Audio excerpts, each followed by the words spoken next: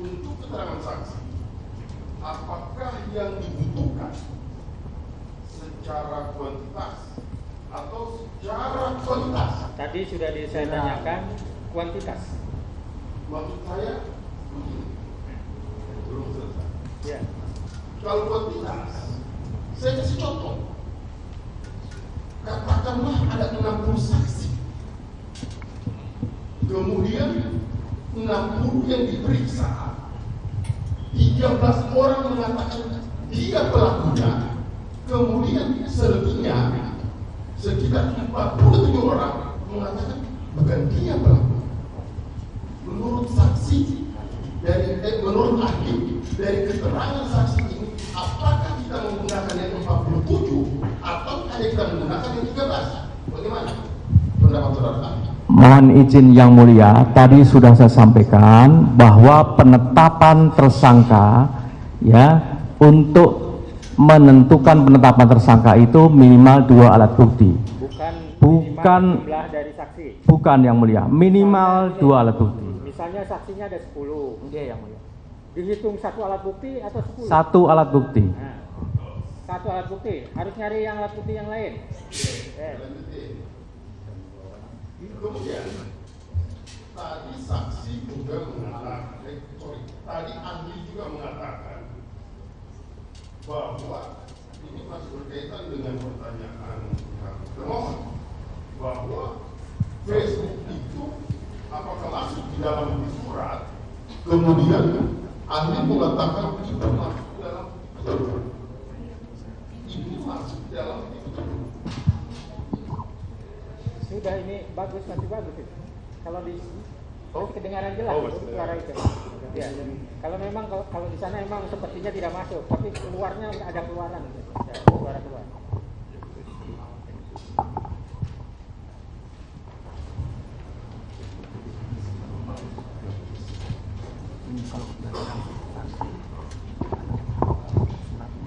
Ya, saya lanjutkan.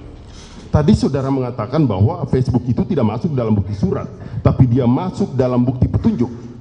Kalau yang kemudian Facebook adalah masuk dalam bukti petunjuk, maka saudara ahli, saya mau merujuk kepada pasal 188 ayat 2 untuk mempermudah ahli menjawabnya, maka saya akan sedikit membacakan. 188 ayat 2. Petunjuk sebagaimana dimaksud dalam ayat 1 hanya boleh diperoleh dari keterangan saksi, surat, keterangan terdakwa. Jadi hanya 3 dasar: keterangan saksi, keterangan terdakwa, dan keterangan surat. Hanya ini dasar yang bisa menunjukkan bahwa itu adalah petunjuk. Kemudian ahli tadi menyatakan bahwa Facebook itu adalah masuk dalam kategori petunjuk. Bagaimana jawaban saudara ahli atas pertanyaan saya ini? Baik, mohon izin yang mulia. Tadi saya menjelaskan bahwa akun Facebook itu dapat dijadikan sebagai petunjuk, bukan sebagai alat bukti yang dikualifikasi sebagai alat bukti petunjuk. 184 ayat 1 KUHP itu berbeda. Maknanya sangat berbeda. Saya tadi sampaikan bahwa petunjuk itu alat bukti petunjuk di dalam 184 KUHP huruf D itu akan diperoleh pada pemeriksaan di pengadilan dalam perkara pokoknya. Tidak dalam dalam tahapan penyidikan. Jadi penyidik itu tidak bisa mengumpulkan petunjuk, ya. Karena yang ini akan betul di persidangan. Betul, terjadi di persidangan dalam perkara pokoknya. Yang persidangan tidak bisa itu. Tidak bisa. Itu saya tadi menyampaikan seperti itu. Tidak bisa ya. Jadi dapat dijadikan sebagai petunjuk, bukan alat bukti petunjuk. Ketika sudah di persidangan. Ketika sudah di persidangan, baru makanya tadi kan yang berkaitan dengan substansi putusan pengadilan yang sudah berkekuatan hukum tetap, ya, yang kemudian ada di dalam pertimbangannya yang menyebut adresat DPO dan seterusnya, itu sebagai petunjuk bagi penyidik untuk kemudian ditindaklanjuti untuk mencari dan menemukan alat bukti. Nah, alat buktinya apa? Ya, alat buktinya 184 ayat 1 huruf A, huruf B, huruf C. 2 dari situ diambil dijadikan sebagai dasar untuk menetapkan tersangkanya. Demikian jawaban saya, Yang Mulia. Oke, saya lanjutkan. Kemudian berkaitan dengan putusan pengadilan. Pertanyaan saya, apakah putusan pengadilan dapat dikualifikasi sebagai bukti surat? Mohon izin Yang Mulia, tadi sudah saya tegaskan kalau saudara mencermati jawaban saya sudah berkali-kali menjawab itu. Oke, kalau begitu saya lanjutkan. Dalam putusan pengadilan, kekuatan pembuktiannya itu apakah terdapat pada amarnya atau pada pertimbangannya? Bisa saudara ahli jelaskan? Mohon izin Yang Mulia, saya boleh bertanya Yang Mulia kepada pemohon, apakah ini dalam kaitannya dengan putusan dalam pra-peradilan atau putusan dalam perkara pokok? Silakan dijawab. Ya, berkaitan dari pertanyaan termohon yang kemudian dijadikan berarti ini adalah putusan dari perkara pokok terhadap 8 orang terpidana yang kemudian juga dijadikan sebagai bukti surat di dalam persidangan pra-peradilan ini. Yang saya ingin tanyakan, apakah kekuatan putusan tersebut berada dalam pertimbangannya atau berada pada amarnya? Demikian, saudara. Mohon izin Yang Mulia, jadi di dalam amar putusan itu kan jelas dalam perkara pokoknya yang dijadikan sebagai dasar, tapi dijadikan sebagai bukti, ya, bukti untuk menetapkan seseorang menjadi tersangka, itu salah satu alat bukti yang dikualifikasi sebagai alat bukti surat. Nah, terkait dengan proses yang ada di pra-peradilan ini fokusnya adalah berkaitan dengan aspek formilnya, tidak menguji berkaitan dengan soal masalah material dari alat bukti tersebut. Yang tadi sudah saya tegaskan dan sampaikan jawaban saya berkali-kali, ya, ketika Yang Mulia juga tadi menegaskan kembali. Demikian Yang Mulia. Oke. Jawaban saya. Kami paham benar bahwa pra-peradilan ini menguji terhadap formilnya. Kami paham, ahli. Tapi yang kemudian kami ingin mengukur di sini adalah setiap bukti-bukti yang ada. Kira-kira demikian. Kemudian tadi saudara ahli mengatakan itu adalah bagian dari bukti surat. Pertanyaan saya terhadap bukti surat tersebut, saya akan memberikan sebuah contoh. Ketika bukti surat tersebut katakanlah bernama si Fulan bin Setiawan selaku si Fulan bin Setiawan, salah satu namanya. Kemudian dalam putusan pengadilan yang telah berkekuatan hukum tetap atau ingkrah, putusan itu menegaskan atas nama si Fulan bin Perong. Apakah putusan si Fulan bin Perong bisa dipergunakan untuk si Fulan bin Setiawan?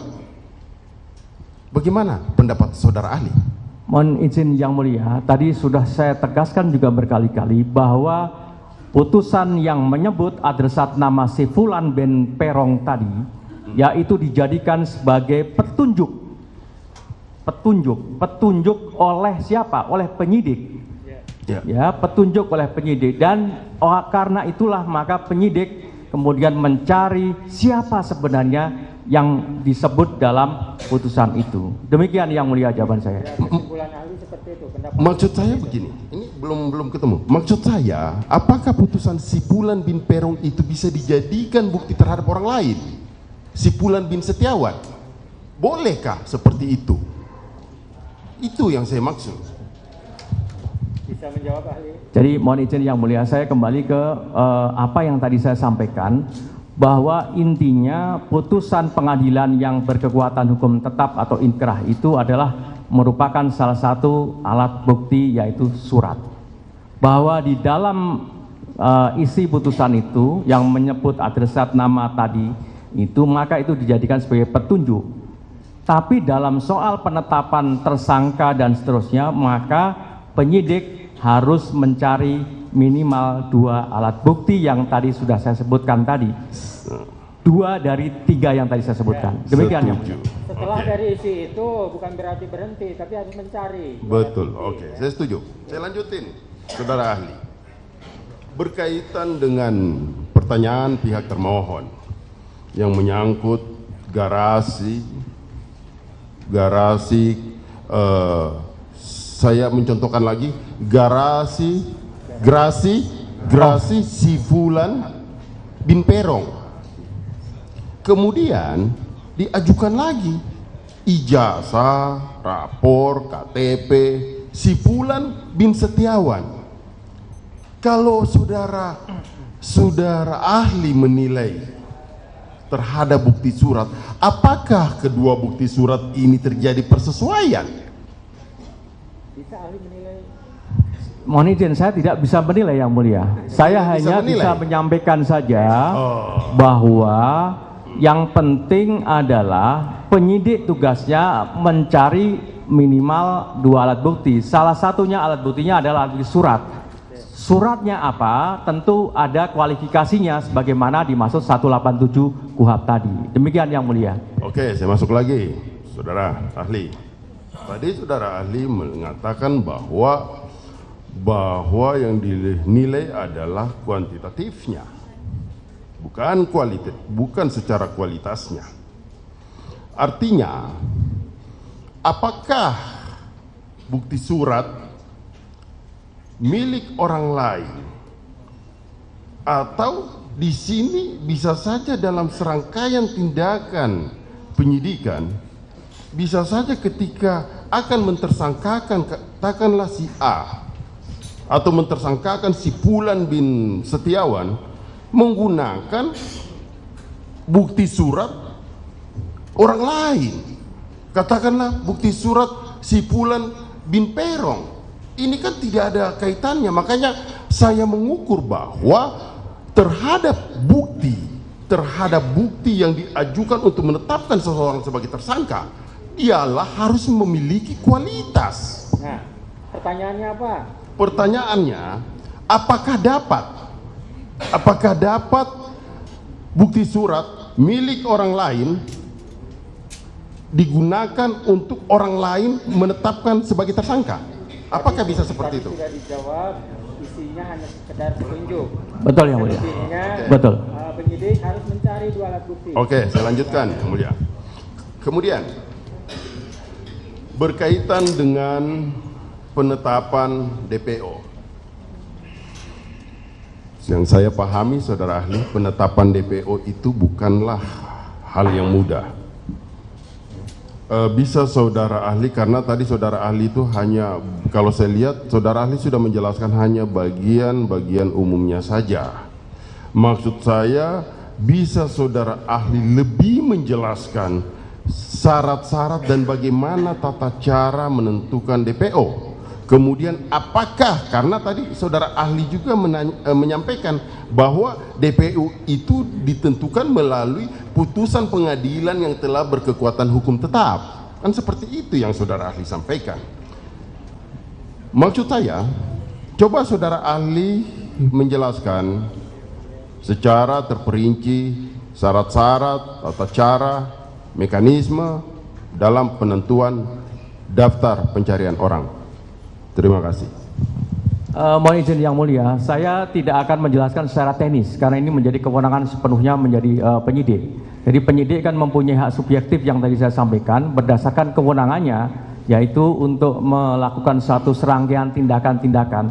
Nah, berkaitan dengan yang tadi saya jelaskan tadi di dalam putusan yang tadi sudah berkekuatan hukum tetap tadi, itu yang menyebut adresat tersebut ya, ketika saya tadi ditanya oleh yang mulia tadi, saya sampaikan bahwa penyidik terkait dengan soal putusan pengadilan yang berkekuatan hukum tetap tadi menindaklanjuti putusan tersebut, kemudian dijadikan sebagai petunjuk untuk melakukan tindakan-tindakan dalam rangka untuk mencari dan menemukan alat bukti. Saya kira demikian yang mulia. Yang bisa bisa dijawab oleh ahli hanya seperti itu. Ya, tidak walaupun bisa sangat, memaksa kita. saya coba memuaskan diri ya, boleh dengan jawabannya. Oke, saya maju lagi kepada penyitaan. Penyitaan itu berdasarkan KUHP, saudara ahli, diatur di pasal berapa? Mohon izin yang mulia, pasal 39 silahkan saudara baca. Di dalam pasal 39 ada objek yang bisa dijadikan sebagai apa yang disita dalam tindakan-tindakan apa namanya yang diberikan kewenangannya oleh penyidik. Silakan saudara baca di dalam pasal 39 ayat 1 KUHP. Oh. Yang dapat dikenakan penyitaan ya. Yang dapat dikenakan penyitaan. Kalau pertanyaan saya itu kan penyitaan. Maksud saya begini, saudara. Apakah diperkenankan oleh hukum ketika seorang penyidik datang ke rumah seseorang kemudian menyita barang benda bergerak seseorang tanpa diberikan surat atau berita acara dan tanpa ada surat izin dari ketua pengadilan? Apakah penyitaan seperti ini dapat dikualifikasi adalah penyitaan yang ilegal dan bertentangan oleh hukum atau tidak? Bagaimana tanggapan Anda? Pertanyaannya adalah sita yang sah itu yang seperti apa? Yang sah, baik untuk penyidik dan untuk yang disita. Ya, baik, mohon izin yang mulia. Jadi secara ringkasnya yang mulia, bahwa penyitaan sah itu terkait dengan objek yang ada di pasal 39 tadi. Kemudian soal prosedurnya secara singkat juga, tidak saya sampaikan secara detail. Prinsipnya ada dua yang mulia.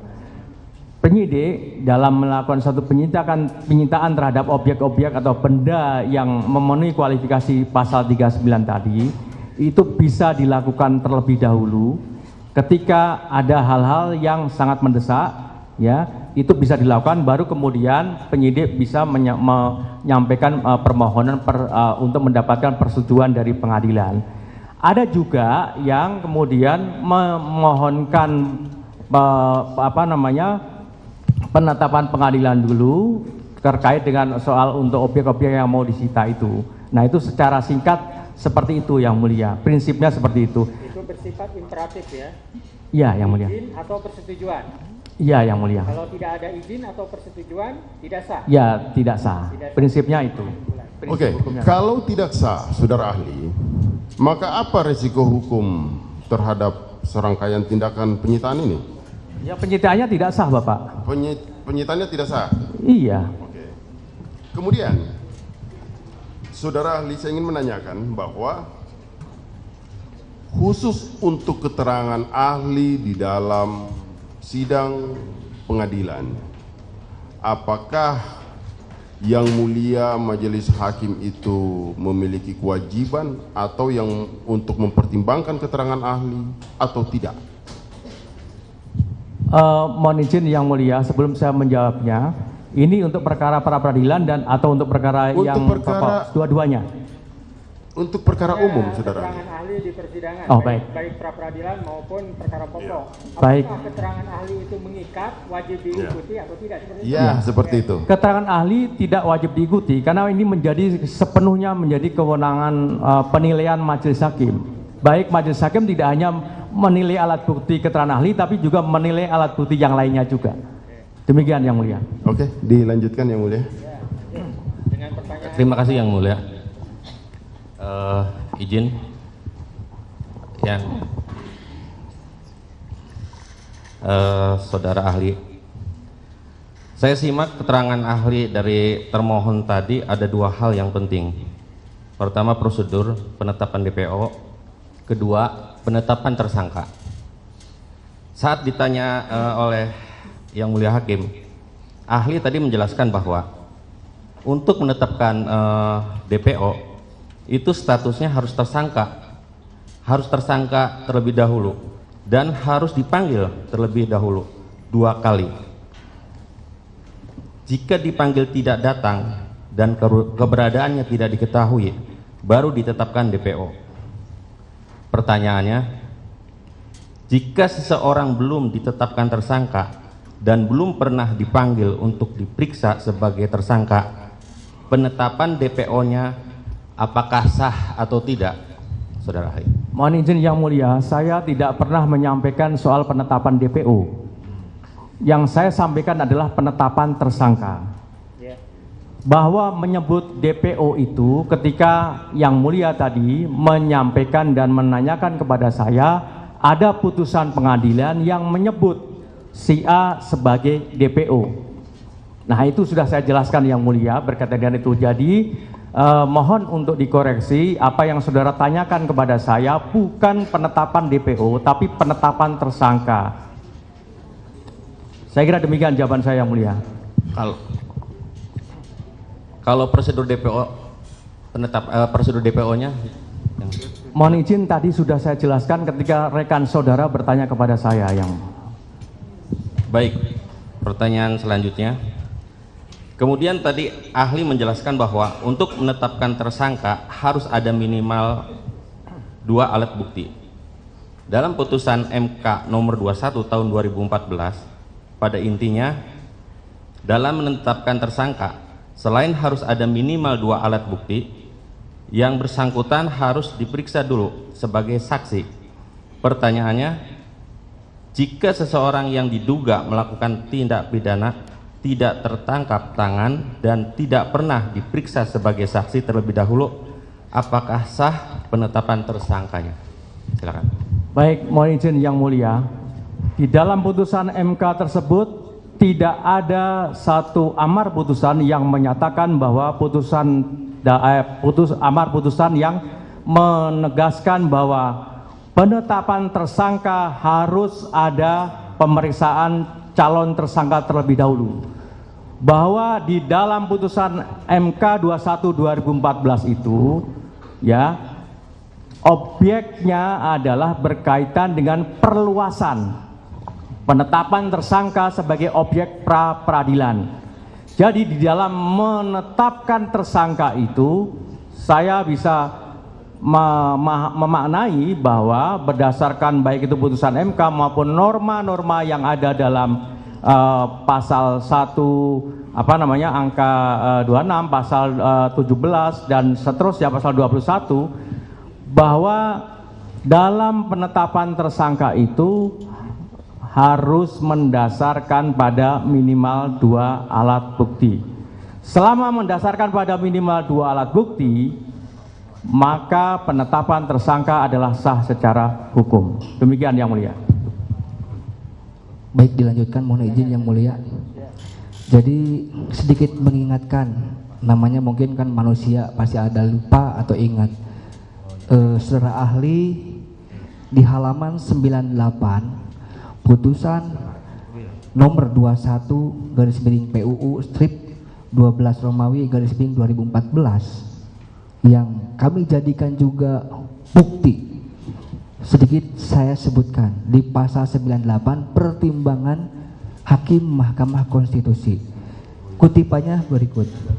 Bukti permulaan yang cukup dan bukti yang cukup sebagaimana ditentukan dalam pasal 1 angka 14, pasal 17 dan pasal 21 ayat 1 KUHP harus ditafsirkan sekurang-kurangnya 2 alat bukti yang termuat dalam pasal 184 KUHP dan disertai dengan pemeriksaan calon tersangkanya. Sementara tadi disampaikan tidak diperlukan pemeriksaan calon tersangkanya. Apakah keterangan tersebut dapat mengesampingkan putusan Mahkamah Konstitusi yang kita anggap sebagai sebagai landasan hukum atau undang-undang? Ini pendapat ahli apakah tetap dengan pendapat tadi atau berubah? Saya tetap yang mulia, pendapat saya demikian. Oke, itu pendapat ahli tidak bisa kita paksakan. Iya. Tidak suka atau tidak. Iya betul. Makanya kami mengingatkan dulu ada. Iya. Nggak bisa. Siap. Kalau menurut yang bersangkutan kita nggak bisa. Siap. Oke. Terima kasih. Dilanjutkan ke pertanyaan yang lain ya. Jadi disampaikan oleh ahli tadi bahwa menetapkan seseorang menjadi tersangka itu harus ada minimal 2 alat bukti. Nah, kami sampaikan berdasarkan Perkapolri nomor 6 tahun 2019 tentang penyidikan tindak pidana di pasal 25 ayat 1 menyebutkan penetapan tersangka berdasarkan paling sedikit 2 alat bukti yang didukung barang bukti. Pertanyaannya, apa bedanya alat bukti dengan barang bukti? Mohon izin yang mulia. Jadi kalau alat bukti itu kan 184 dan 1 KUHP. Barang bukti itu barang-barang atau benda yang ada kaitannya dengan satu tindak pidana. Barang buktinya bisa macam-macam. Surat barang bukti tidak, barang bukti, tapi surat bisa juga dikualifikasi sebagai alat bukti surat. Itu barang bukti. Benda-benda yang ada kaitannya, yang ada hubungannya dengan tindak pidana atau alat, itu juga barang bukti. Dan seterusnya. Saya kira berbeda maknanya berkaitan dengan alat bukti dan barang bukti. Demikian yang mulia. Oke. Baik, berarti apakah alat bukti tersebut harus disertai dengan barang bukti atau hanya cukup alat bukti saja?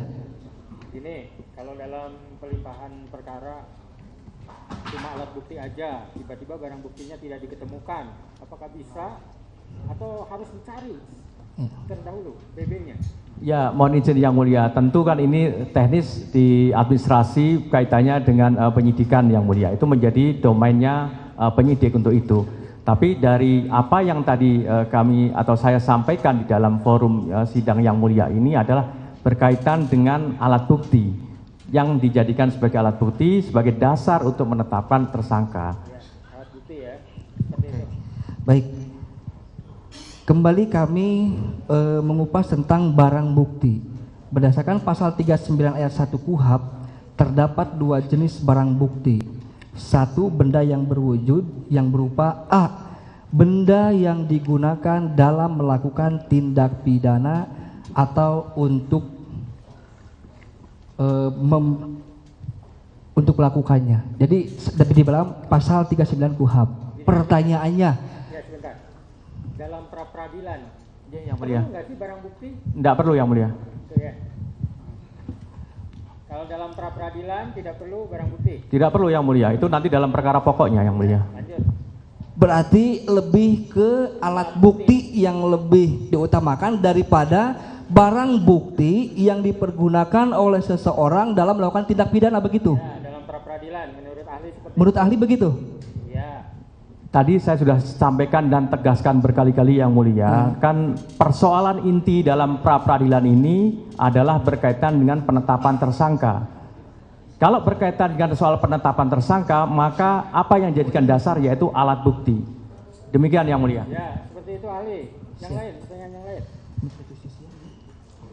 Satu lagi yang mulia, dalam penetapan DPO yang telah diputus dalam putusan pengadilan yang telah berkekuatan hukum tetap memiliki ciri-ciri yang sudah dijelaskan dalam putusan. Pertanyaannya, boleh atau tidak dirubah ciri-ciri tersebut dalam penetapan DPO pihak kepolisian? Padahal ciri-ciri tersebut sudah ada dalam putusan pengadilan. Mohon izin yang mulia, tadi kan sudah saya jelaskan bahwa penyebutan adresat itu dijadikan sebagai petunjuk. Tidak sesuai dengan ciri-ciri yang ada dalam putusan, boleh atau tidak? Bisa menjawab ahli? Saya tidak menjawab berkaitan dengan hal itu yang mulia. Oke, tidak apa-apa. Baik, terima kasih, cukup yang mulia. Mohon izin yang mulia. Mohon izin yang mulia. Jadi yang tadi saya sampaikan terakhir yang mulia. Saya yang mulia. Izin yang mulia. Yang tadi saya jawab terakhir itu saya tidak menjawab. Bukan berarti saya tidak bisa menjawab. Itu berbeda. Demikian yang mulia. Kami paham. Kami paham. Mohon izin yang mulia, dalam putusan yang kami ajukan tiga terpidana tidak ada ciri-ciri yang dituliskan sebagaimana putusan. Ya, kita nanti itu aja di kesimpulan, nggak kita untuk perdebatan ini. Ya, silakan lanjutkan kalau ada lagi. Ya, terima kasih yang mulia. Saudara ahli, saya hanya menyimak tadi keterangan ahli bahwa atas adanya laporan seseorang maka untuk menetapkan tersangka itu harus dilakukan pemanggilan. Apabila itu tidak dilakukan, bagaimana menurut pendapat ahli? Mohon izin yang mulia, apa saya tadi berpendapat demikian? Betul, ini saya catat. Saya catat bahwa apabila ada laporan itu harus ada pemanggilan. Tapi jika pemanggilan itu tidak dilakukan, ini perkaranya ada laporan loh, ahli. Nah, ini kan ada laporan. Nah, apabila ada pelapor tapi tidak dilakukan pemanggilan terhadap calon tersangka, itu bagaimana menurut pendapat ahli? Saya catat semua keterangan ahli. Mohon maaf. Jadi mohon maaf jangan diulang-ulang. Oh, saya tadi sudah menjelaskan. Jadi mohon maaf ahli, dijelaskan saja karena saya catat.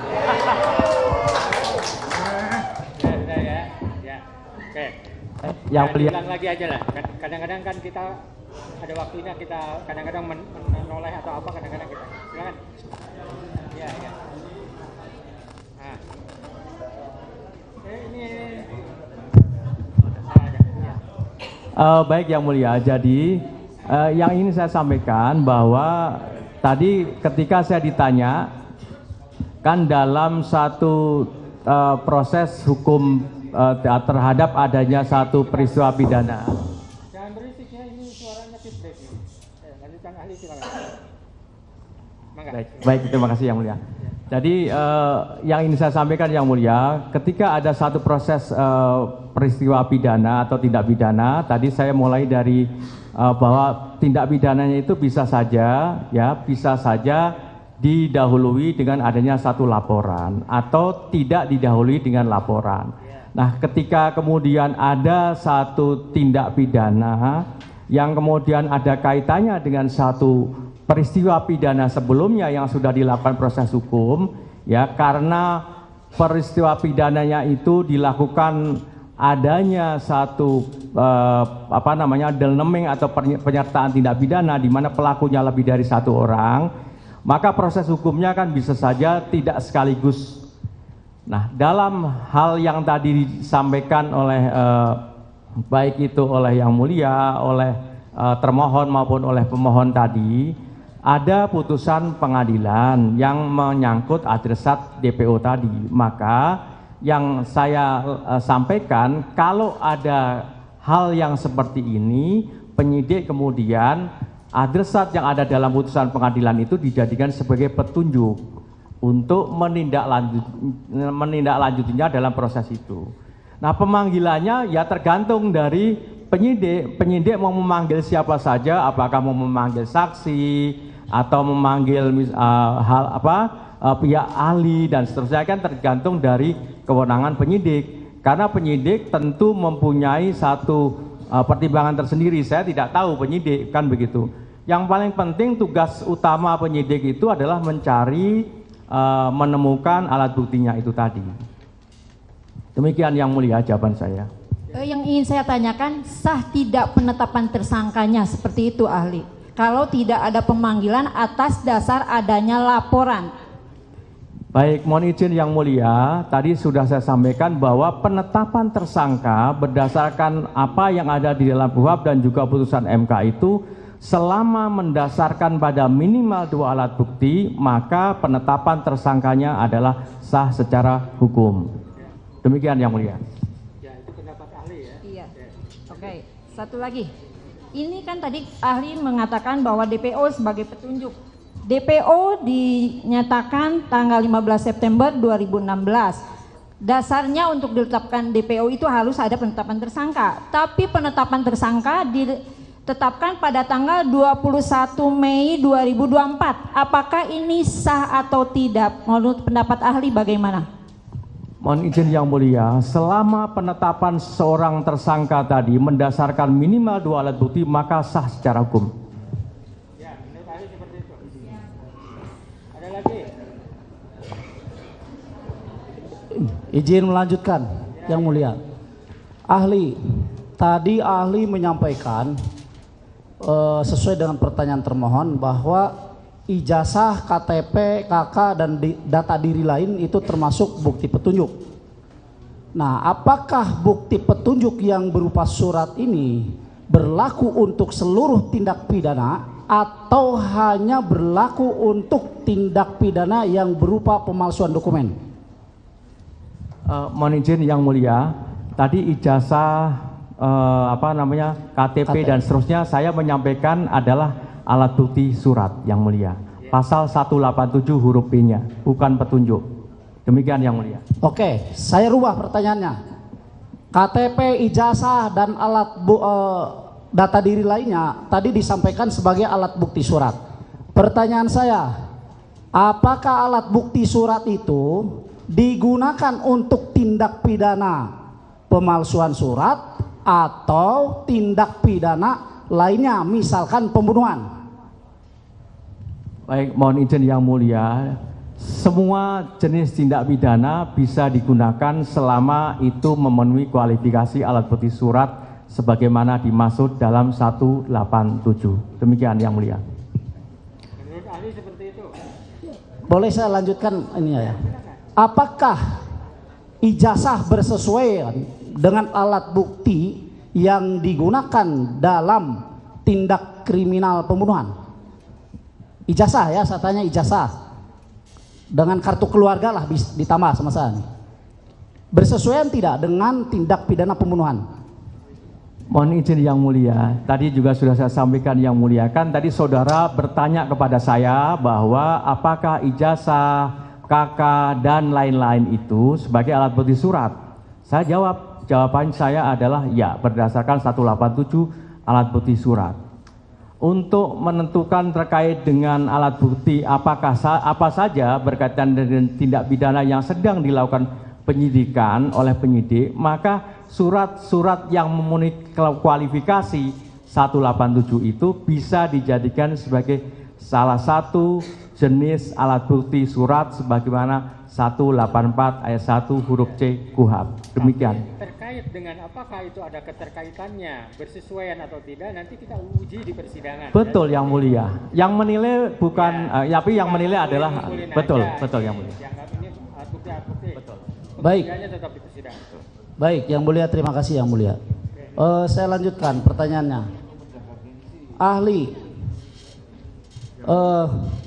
demi kepentingan penegakan hukum, bolehkah aparat penegak hukum, dalam hal ini polisi, melawan putusan hakim yang sudah ingkrah dengan cara merubah putusan tersebut? Boleh tidak? Mohon izin yang mulia, saya ingin memberikan satu jawaban, namun tidak secara spesifik menjawab pertanyaan saudara tadi. Forum sidang pra-peradilan ini adalah untuk menguji itu, untuk menguji apakah kemudian patut dikoreksi terkait dengan apa yang dilakukan oleh penyidik. Saudara sebagai pemohon mempunyai kewajiban untuk membuktikan dalil yang saudara sampaikan. Termohon sebagai pihak termohon juga mempunyai hak untuk membuktikan bahwa apa yang dia lakukan adalah benar secara hukum. Saya kira demikian yang mulia jawaban saya. Jawabannya seperti itu. Ya, baik, secara spesifik saya bertanya lagi yang mulia, mohon izin. Kita ambil contoh dalam putusan Pengadilan Negeri Cirebon tahun 2017, bahwa di sana diputuskan ada 3 nama DPO yang sudah dirilis oleh pihak kepolisian juga. Nah, tetapi kemudian ada tersangka yang ditangkap tidak berdasarkan daftar putusan hakim tersebut, di mana di dalamnya ada 3 nama DPO. Bolehkah penyidik atau polisi bertindak seperti itu? Apakah sudah tetap dengan pendapat yang tadi atau ada yang mau ditambahkan? Terakomodir dengan apa yang disampaikan oleh yang saya jawab tadi, ketika yang mulia menegaskan kembali bahwa yang menilai nanti mengenai soal bukti tadi adalah yang mulia atau majelis hakim di persidangan. Ya, begitu. Terima kasih. Ya.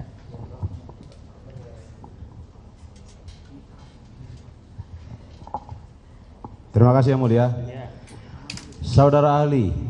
Saudara ahli, saya minta di sini ahli kan sudah disumpah tadi ya. Ahli katakan sesuai dengan keahlian ahli. Jangan ahli karena ahli yang diajak oleh pihak termohon. Jadi ahli.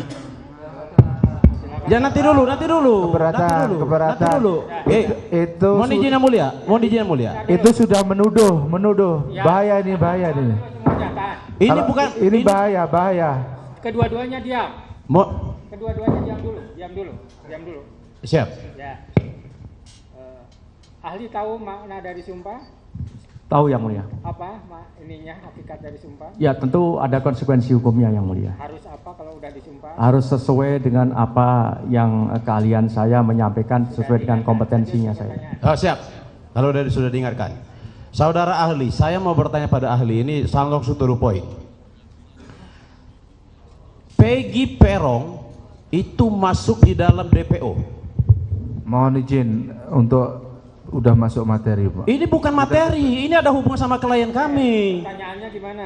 Siap, ini mohon izin tidak bisa kami langsung dipotong, setiap saya berbicara dipotong. Kita dengar dulu. Nanti. Dengarkan dulu. Dengarkan dulu, jangan langsung dipotong-dipotong. Mohon izin Yang Mulia, saya teruskan Yang Mulia ya. Saya minta Yang Mulia bijaksana sekali di sini. Tidak boleh setiap saya bicara langsung dipotong. Lanjut, Pak. Ya, saudara ahli, di dalam DPO dikatakan saudara Peggy Perong terlibat di dalam pembunuhan. Oke? Yang saya tanyakan kepada saksi ahli, apakah boleh dalam hal ini penyidik itu Peggy Perong dijadikan tersangka orang lain bernama Peggy Setiawan? Bagaimana menurut ahli? Mohon izin Yang Mulia, kalau terkait dengan fakta saya tidak menjawab. Tapi kalau saudara bisa mengilustrasikan, dan sebenarnya tadi sudah saya sampaikan dalam berbagai keterangan saya dari awal tadi, bahwa tentu untuk menilai alat bukti nanti Yang Mulia yang akan menilai. Bahwa apakah alat bukti yang dihadirkan oleh masing-masing pihak, baik itu pemohon maupun termohon, itu adalah sudah sesuai dengan apa yang didalilkan oleh masing-masing. Demikian Yang Mulia. Oke. Saudara ahli, yang saya tanya pada ahli, sesuai kemampuan ahli ya, sampaikan apa adanya. Saya tanya kepada ahli, untuk mentersangkakan orang tersebut harus sesuai identitasnya tidak? Mohon izin Yang Mulia, tadi sudah saya jawab Yang Mulia. Jangan, mohon izin. Sebentar Pak. Bebas, ahli bebas sebentar. ya. Tidak bisa kita izinkan saya juga punya hak untuk memberikan penjelasan ya, bahwa apa yang tadi saya sampaikan, saya berpendapat dan saya dari awal sampai akhir insya Allah berpendapat sama, bahwa penetapan tersangka itu hanya boleh dilakukan oleh penyidik dengan mendasarkan pada 2 alat bukti. Itu saja jawaban saya Yang Mulia. Seperti itu, kita tidak bisa memaksa. Oke, saya mengerti. Harus 2 alat bukti. Apakah 2 alat bukti tersebut tidak harus dilengkapi dengan barang bukti yang berhubungan sama perkara tersebut? Contoh, saya contohkan sama ahli ya. Oke, alat buktinya ijazah sama keterangan saksi. Apakah perlu nggak ada sidik jari yang mengatakan di barang yang kasus pembunuhan tersebut? Bagaimana menurut ahli? Mohon izin Yang Mulia, alat buktinya berupa apa? Yang penting selama memenuhi kualifikasi 184 ayat 1 KUHP huruf A, B, C, 2 dari itu, maka itu adalah sah secara hukum. Oke. Lanjut, pertanyaan berikutnya. Saya bertanya lagi, saudara, mohon izin Yang Mulia ya, saudara ahli. Jadi gini ahli, saya mau menyampaikan, kita mendudukan persoalan ini yang sebenarnya, yang terjadi sebenarnya bagaimana? Apakah boleh, maksud saya, orang dituduhkan pasal 340 pembunuhan berencana yang menggunakan alat buktinya hanya keterangan saksi dan hanya menggunakan foto, ijazah, KTP dan KK tanpa dilengkapi dengan barang bukti dalam kasus tersebut. Jawab apa adanya. Mohon izin Yang Mulia, saya menjawab apa adanya dan saya konsisten, insya Allah konsisten dengan apa yang saya sampaikan. Dalam forum pra-peradilan ini, ya, forum pra-peradilan ini adalah fokus kepada soal masalah apakah penetapan tersangka sah atau tidak sah. Ya, ahli tetap seperti itu. Iya, di sini ada hubungannya. Ya, makanya di sini ada hubungan perkara ini sama setidaknya klien kami dijadikan tersangka. Ya, masalahnya jawabannya 10 kali pertanyaan seperti itu juga jawabannya akan sama. Tetap kita Baik, terima kasih Yang Mulia. Saya terusang aja sebab saya terusang. nanti disimpulkan. Oke, siap Yang Mulia, siap Mulia. Sampai sore aku akan seperti itu. Hah? Lanjut dengan yang lain. Izin bertanya Yang Mulia. Ahli tadi menerangkan dalam pra peradilan dasarnya adalah dalam ruang lingkup formil saja. Bagaimana jika faktanya berkas perkara yang telah diserahkan penyidik ke kejaksaan dikembalikan dalam artian P18 dengan catatan berkas tersebut tidak memenuhi syarat formil dan material. Ya, pengembalian berkas yang dilimpahkan oleh penyidik dari ke kejaksaan dan dikembalikan ke penyidik. Ya. Ada kaitannya dengan pra peradilan? Mohon izin, tidak ada kaitannya dengan pra peradilan kita Yang Mulia. Yang mana Pak? Iya. Mohon izin Yang Mulia. Dikembalikan atau tidak dikembalikan? Dikembalikan atau tidak dikembalikan itu menjadi kewenangan dari jaksa, ya kan? Itu tidak termasuk dalam objek pra peradilan. Kalau objek, simpelnya. Ya. Dikembalikan, ya, gini, simpelnya. Mau dikembalikan atau tidak dikembalikan berpengaruh nggak kepada pra peradilan? Tidak ada pengaruhnya Yang Mulia. Pengaruhnya itu aja.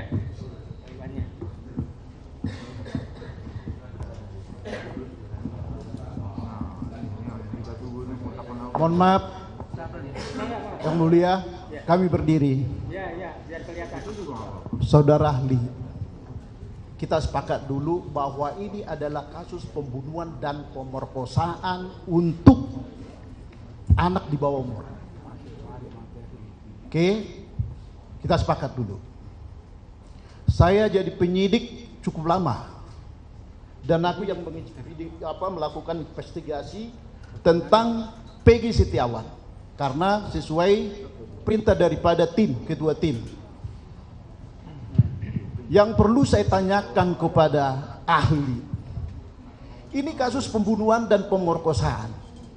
Apa sih yang perlu dilakukan penyidik terlebih dahulu terhadap korban ini supaya maju nanti kepada administrasi yang tadi kalian perbincangkan, ini sah, ini tidak. Apa yang perlu dilakukan oleh penyidik itu? Bapak kan ahli pidana. Itu yang pertama saya tanya. Apa yang perlu dilakukan penyidik itu terhadap kasus ini, TKP ini, korban ini? Terlebih dahulu apa? Mohon izin Yang Mulia, karena ini menjadi domainnya penyidik, saya sebagai ahli pidana saya tidak menjawab. Karena saudara tanyanya kepada apa yang harus dilakukan oleh penyidik. Saya bukan penyidik, jadi saya tidak menjawab berkaitan dengan pertanyaan saudara itu. Terima kasih Yang Mulia. Bapak itu kan ahli pidana, pembunuhan, pendapatmu yang saya tanya, ahli. Ahli tadi udah seperti itu, kita tidak bisa maksa. Begini Pak ahli, saksi ahli. Tentunya kan penyidik itu mengolah TKP ini menentukan korban itu meninggal atau tidak. Selanjutnya diolah TKP itu, korban itu diotopsi enggak? Terus bukti-bukti yang Bapak bilang tadi yang dijadikan barang alat bukti tadi, 2 alat bukti itu, ya, apakah itu ditemukan di TKP? Apakah itu ditemukan di tempat lain? Dan harus berkaitan dengan kejadian tersebut. Apakah sependapat Pak ahli? Gimana ahli terkait? Mohon izin Yang Mulia, apa yang saudara sampaikan tadi, tanyakan kepada saya dan saya kira ini sudah masuk ke dalam materi pokok perkara. Saya tidak bisa menjawab itu karena lembaga pra peradilan ini hanya fokus terkait dengan objek pra peradilan sebagaimana yang baik, saya lanjutkan Pak ahli. Saudara perkara pokok. Jika mereka menentukan menaikkan dia sebagai DPO tahun 2016, tapi penetapannya tanggal 21 Mei 2024, apakah itu sah menurut ahli? Mohon izin Yang Mulia, tadi dalam kaitannya dengan putusan pengadilan tadi dijadikan sebagai petunjuk, dan ketika kemudian penyidik menemukan alat bukti minimal 2, meragukan keahlianmu kalau begini.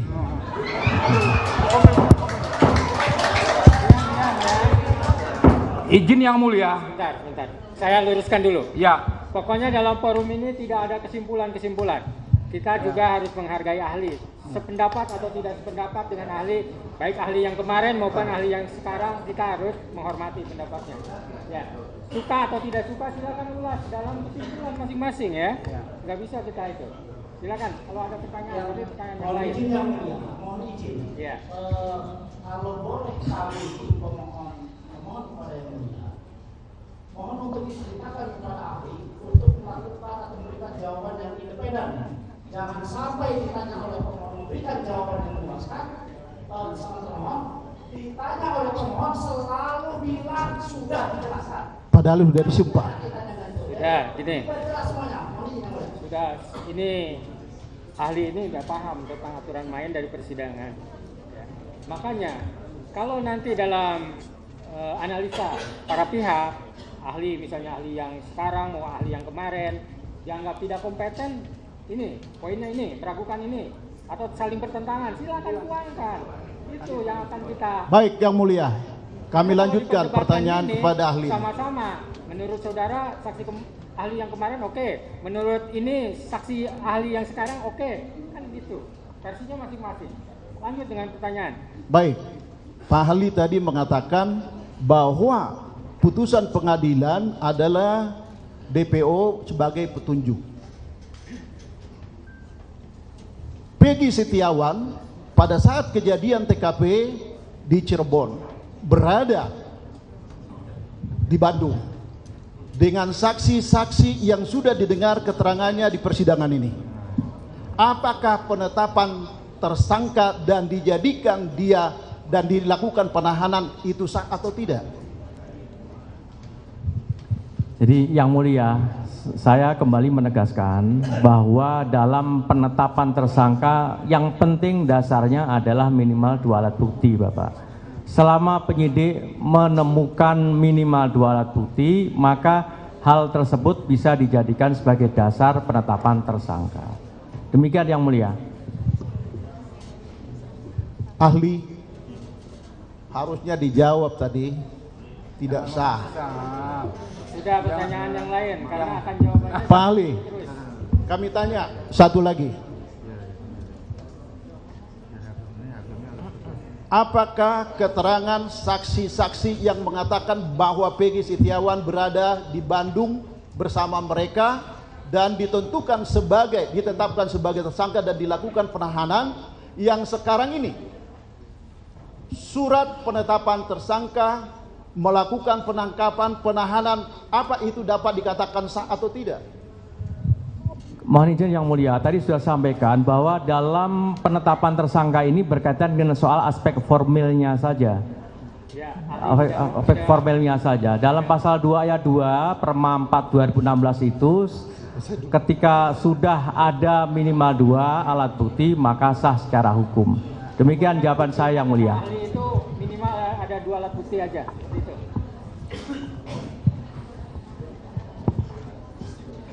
Masih ada atau sudah cukup?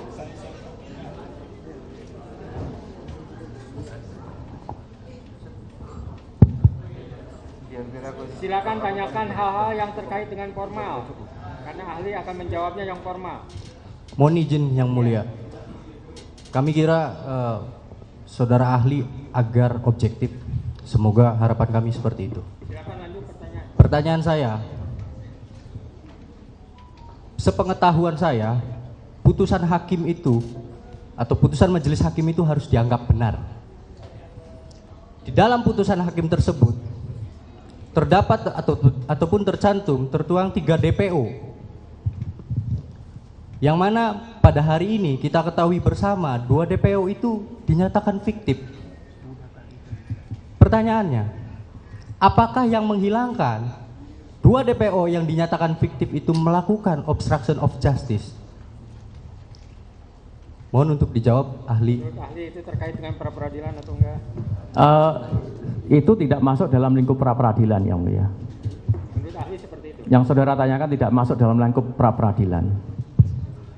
Mohon ahli untuk menjawab secara ataupun perspektif menurut hukum pidana maupun hukum acara pidana sesuai dengan keahlian ahli. Mohon izin yang mulia, saya sudah menjawab dan saya sampaikan, saya hadir di sini, saya independen, saya tadi juga disumpah, saya tidak berpihak kepada siapapun. Yang saya pahami di dalam norma yang ada dalam peraturan perundang-undangan maupun yang ada dalam teori-teori atau asas-asas tadi sudah saya sampaikan secara tegas. Saya tidak dipengaruhi oleh siapapun hadir dalam ruangan sidang yang mulia ini. Mohon izin yang mulia, saya tidak merasa menuduh ahli seperti itu. Jadi mohon ahli tidak berasumsi seperti itu. Sudah, jangan di. Sebentar. Tadi jawabannya sudah seperti itu. Pokoknya, makanya kalau saya itu biasanya kalau saya bertanya misalnya ke ahli, kadang-kadang saya tahu apa yang saya tanyakan itu dan saya tahu jawabannya. Tiba-tiba tidak cocok dengan apa yang di hati saya tidak salah itu ahli. Enggak, biarkan. Kalau saya mengatakan salah itu berarti saya berpihak. Enggak. Kalau Baik. kita salah, tandai kesalahannya. Ahli ini salah nih, poin ini, tandai, diulas oleh saudara. Baik, cukup yang mulia, terima kasih banyak. Lanjutin yang mulia. Dari persidangan ini saya juga menangkap bahwa jawaban-jawaban ahli, tentunya jawaban pertanyaan saya tidak akan ulangin. Jawaban ahli juga selalu menegaskan, hanya ini bentuk penegasan. Jawaban selalu menegaskan bahwa dalam tahap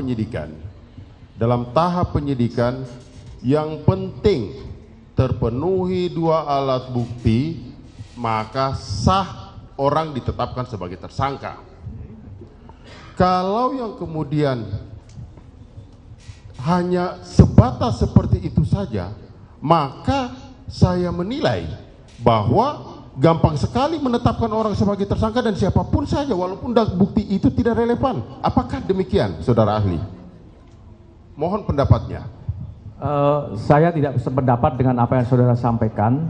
Jadi pada prinsipnya dalam penetapan tersangka tadi, bahwa dasarnya untuk menetapkan tersangka berdasarkan peraturan perundang-undangan yang ada dan juga putusan MK adalah berdasarkan minimal 2 alat bukti.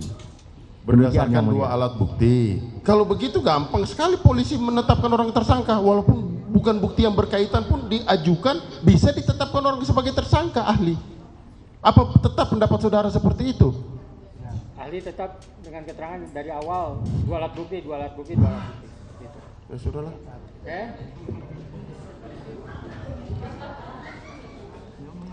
Saudara ahli, saya mau bertanya, dalam hukum acara pidana kita mengenal penyelidikan dan penyidikan. Coba saudara ahli menjelaskan kepada kita hakikat dari penyelidikan dan penyidikan. Mohon izin yang mulia, izin saya menjawab lagi yang mulia. Jadi bahwa tadi saya sampaikan penyelidikan itu hakikatnya untuk memastikan suatu peristiwa hukum ini adalah peristiwa pidana. Penyidikan ini hakikatnya adalah 1 untuk mencari dan menemukan alat bukti. 2, dengan minimal 2 alat bukti tadi, maka dijadikan sebagai dasar untuk penetapan tersangkanya. Itu yang mulia jawaban saya. Oke, dari penjelasan hal terkait hakikat dari suatu proses penyidikan, saya minta ahli menjelaskan apa saja yang perlu dan wajib dilakukan oleh seorang penyelidik.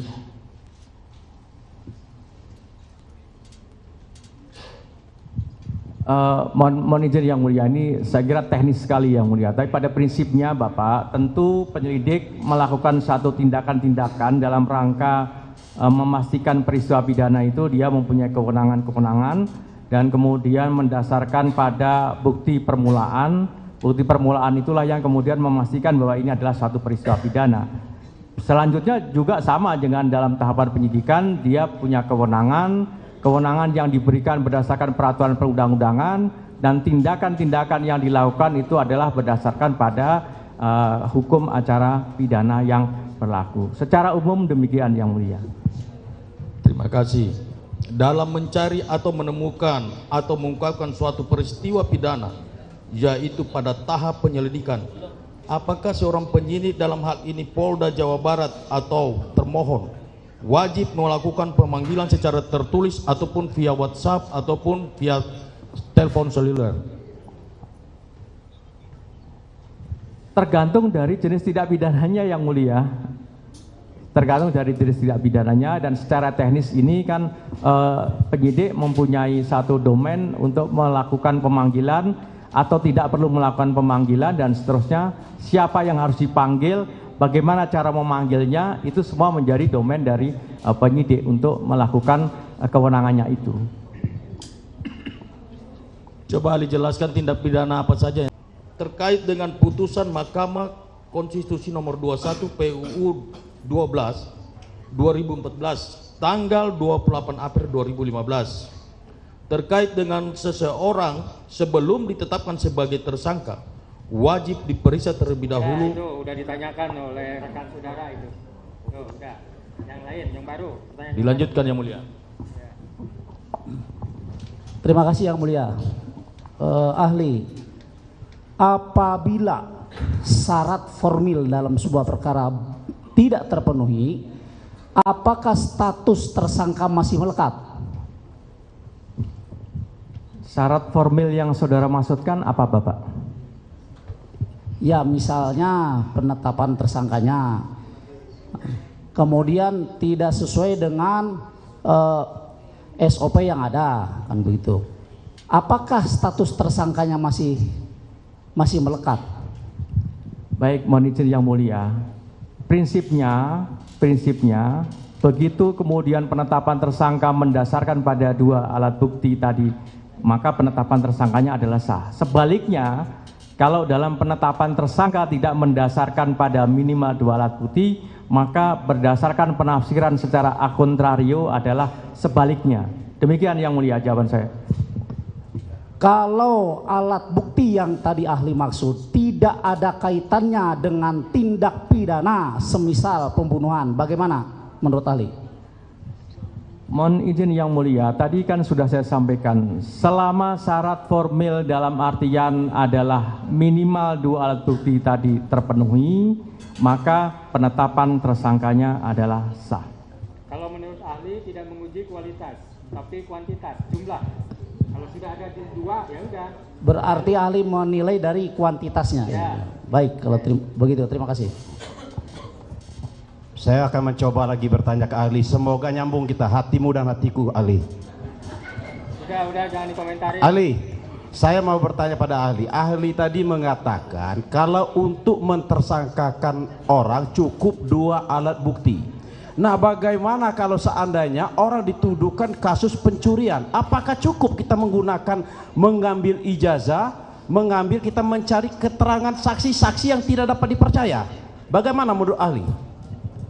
Pertama yang mulia, untuk menilai kualitasnya bukan formil pra-peradilan, tapi kalau pra-peradilan ini yang penting dalam penetapan tersangkanya sesuai Perma nomor 4 tahun 2016 tadi, ya, pasal 2 ayat 2 ini, ketika terpenuhi minimal dua alat bukti, maka penetapan secara hukum penetapan tersangka adalah sah. Kalau sebaliknya, kalau nggak terpenuhi, maka ditafsirkan secara a contrario sebaliknya. Demikian yang mulia. Bukankah begini ahli, bukankah seharusnya ada barang bukti yang lain yang harus mendukung gitu? Kalau begini gampang sekali loh untuk mentersangkakan orang-orang. Setiap ini ambil, cari aja ijazahnya, cari aja keterangan saksi-saksi kalau begitu. Gimana menurut ahli? Sependapat nggak seperti itu? Saya tidak sependapat dengan apa yang disimpulkan oleh saudara. Ya, seperti itu jawabannya, tetap seperti itu. Cukup? Satu lagi ya, janji ya.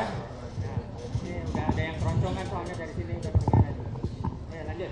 Baik, saudara ahli, ini kan menguji aspek formil dari pra-peradilan. Sementara diatur juga di Peraturan Mahkamah Agung nomor 4 tahun 2016 tentang larangan peninjauan kembali putusan pra-peradilan. Nah, di aturan tersebut menyebutkan tentang bukti yang ingin ditanyakan. Kapan bukti tersebut harus diterima atau harus ditemukan atau harus didapatkan oleh penyidik atau aparat penegak hukum untuk menetapkan seseorang menjadi tersangka. Apakah alat bukti tersebut didapatkan setelah penetapan tersangka atau sebelum penetapan tersangka? Mohon izin Yang Mulia, tadi saya ditanya berkali-kali mengenai hakikat penyidikan, definisi penyidikan. Hakikat penyidikan itu ada dua tadi yang saya sampaikan, yaitu adalah penyidik harus mencari alat bukti dan menemukan alat bukti. Dan dengan minimal 2 alat bukti tadi dijadikan sebagai dasar untuk menetapkan tersangkanya. Maka tentu alat buktinya ada dulu. Alat buktinya ditemukan dulu. 2 alat bukti temukan dijadikan sebagai dasar untuk menetapkan tersangka. Demikian jawaban saya Yang Mulia. Berarti alat bukti tersebut harus ada dulu, lalu ditetapkan seseorang menjadi tersangka, ya ahli? Iya, 2 alat bukti. Ya. 2 alat bukti dulu baru ditetapkan jadi tersangka. Oke.